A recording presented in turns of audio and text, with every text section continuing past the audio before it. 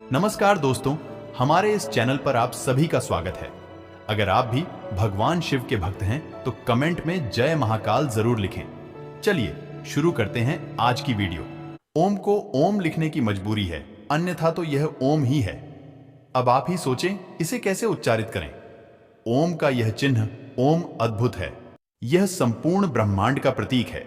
बहुत सी आकाश गंगाएं इसी तरह फैली हुई हैं। ब्रह्म का अर्थ होता है विस्तार, फैलाव और फैलना। ओंकार ध्वनि के 100 से भी अधिक अर्थ दिए गए हैं। यह अनादि और अनंत तथा निर्वाण की अवस्था का प्रतीक है।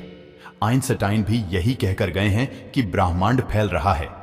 आइंस्टाइन से पूर्व भगवान महावीर ने कहा था। महावीर से पूर्व वेदों में इसका उल्लेख मिलता है। महावीर ने वेदों को पढ़कर नहीं कहा, उन्होंने तो ध्यान की अटल गहराइयों में उतरकर देखा तब कहा।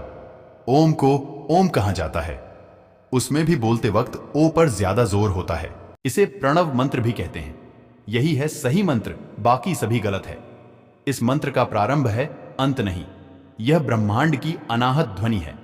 अनाहत अर्थात किसी भी प्रकार की टकराहट या दो चीजों या हाथों के संयोग के उत्पन्न ध्वनि नहीं। इसे अनहत भी कहते हैं। संपूर्ण ब्रह्मांड में यह अनवरत जारी है। तपस्वी और ध्यानियों ने जब ध्यान की गहरी अवस्था में सुना कि कोई एक ऐसी ध्वनि है जो लगातार सुनाई देती रहती है, शरीर के भीतर भी और बाहर भी, हर कहीं वही ध्वनि निरंतर जारी है और उसे सुनते रहने से मन और आत्मा शांति महसूस करती है, तो उन्होंने उस ध्वनि को नाम दिया ओम।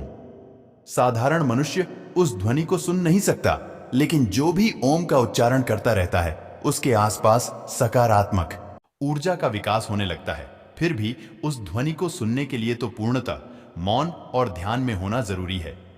जो भी उस ध्वनि को सुनने लगता है वह परमात्मा से सीधा जुड़ने लगता है। परमात्मा से जुड़ने का साधारण तरीका है ओम का उच्चारण करते रहना। त्रिदेव और त्रिलोक का प्रतीक ओम शब्द 3 ध्वनियों से बना हुआ है। अ, उ, एम। इन तीनों ध्वनियों का अर्थ उपनिषद में भी आता है। यह ब्रह्मा, विष्णु और महेश का प्रतीक भी है और यह भू, लोक, भूव, लोक और स्वर्ग लोक का प्रतीक है। बीमारी दूर भगाएं। तंत्र योग में एकाक्षर मंत्रों का भी विशेष महत्व है। देवनागरी लिपि के प्रत्येक शब्द में अनुस्वार लगाकर उन्हें मंत्र का स्वरूप दिया गया है। उदाहरण के तौर पर कं, खम, गम, घम आदि। इसी तरह श्री, क्लीं, ह्रीं, हूं, फट आदि भी एकाक्षरी मंत्रों में गिने जाते हैं। सभी मंत्रों का उच्चारण जीभ, होंठ, तालु, दांत, कंठ और फेफड़ों से निकलने वाली वायु के सम्मिलित प्रभाव से संभव होता है। इससे निकलने वाली ध्वनि शरीर के सभी चक्रों और हार्मोन स्राव करने वाली ग्रंथियों से टकराती है। इन ग्रंथियों के स्राव को नियंत्रित करके बीमारियों को दूर भगाया जा सकता है। उच्चारण की विधि, प्रातः उठकर पवित्र होकर ओंकार ध्वनि का उच्चारण करें। ओम का उच्चारण पद्मासन, अर्ध पद्मासन, सुखासन, वज्रासन में बैठकर कर सकते हैं।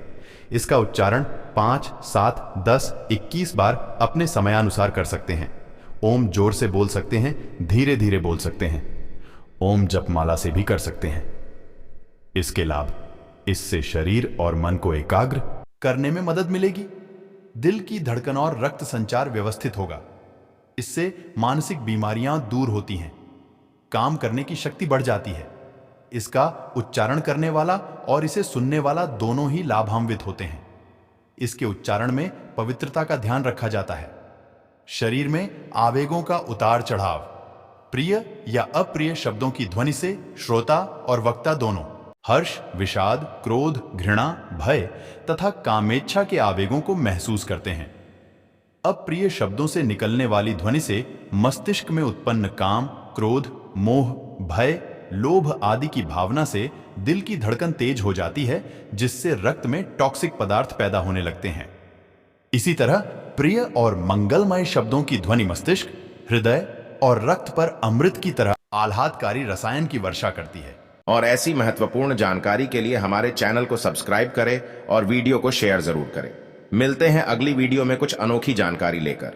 तब तक के लिए धन्यवाद।